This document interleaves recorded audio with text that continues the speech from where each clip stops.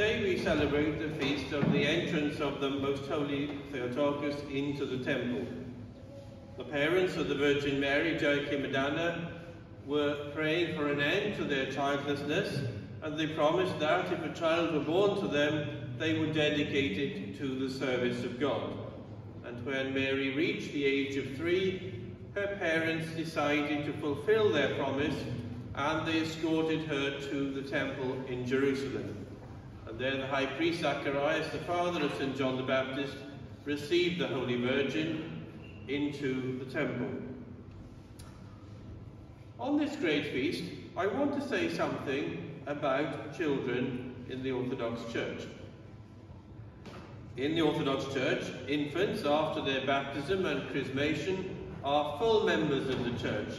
They can receive the Holy Eucharist, as they will in a few moments. That is why, once an infant is baptized, regular church attendance needs to begin immediately. And when I say regular, I mean weekly. Between 1 and 4 times a year is not regular. Of course, children, being children, get bored and restless. And it's not easy for parents. It's not uncommon to see parents remove their kids from the church because they've become disruptive.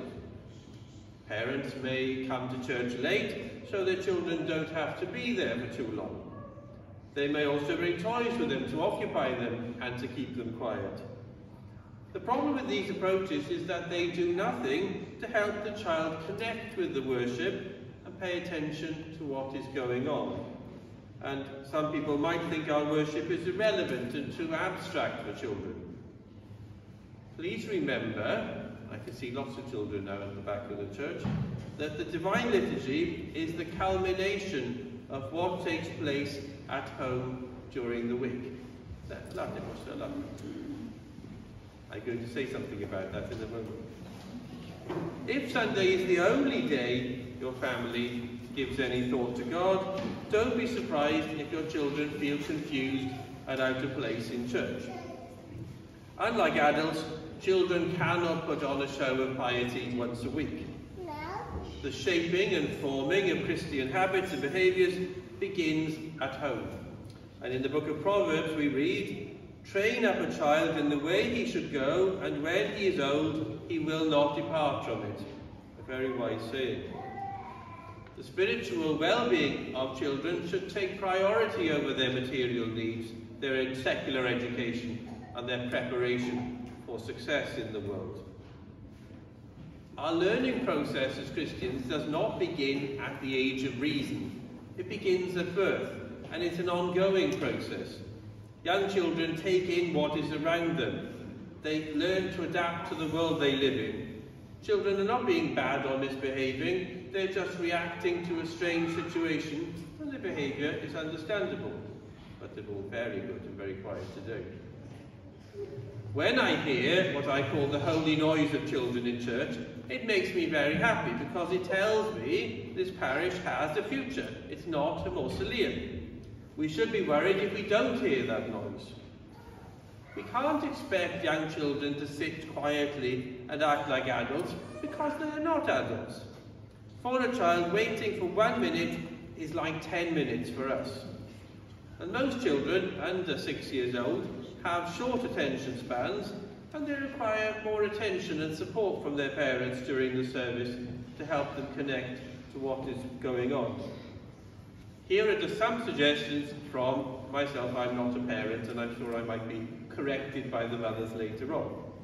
My first suggestion is, when you come to church, sit at the front rather than in the narthex, because the children can then see what's going on and it enables them to take part.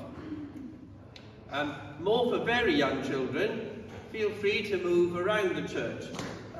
So you can walk around with them, particularly with children 6 to 18 months old.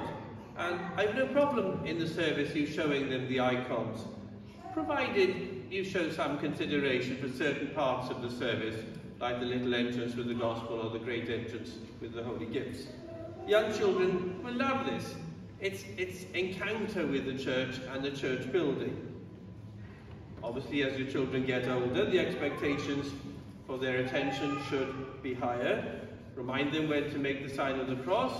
And of course, as boys get older, they may desire to serve in the altar. Little Yanni and Nicola aren't here today, but hopefully their parents very soon will join us in the altar. And finally, is there ever a time when it's appropriate to remove a child from the service? Well, my view is this should always be the last resort. The noise and disruption has to be so bad that it's rebellious, and I think as parents you know when that time has come. I'm happy to discuss this with parents or with anyone else, but I do want to make this church more child-friendly, because if we don't, when they're older they will leave the church, a church which has never made them feel apart. And we, the elderly adults, we will be responsible for their departure. So that's my little talk about children today. I will be talking to the children in 2 weeks' time. We're going to have a Christmas party and we're going to talk about the Christmas story together. I'm going to talk to you with a little bit of help from your parents. So finally, on this great feast of the entrance of the Mother of God into the temple, we ask the Mother of God, who is a model of faith and trust for us, we ask her to extend her protective veil over us and bestow on us the grace of entering the heavenly kingdom. Through the prayers of our Holy Fathers, Lord Jesus Christ, our God, have mercy upon us and save us. Amen.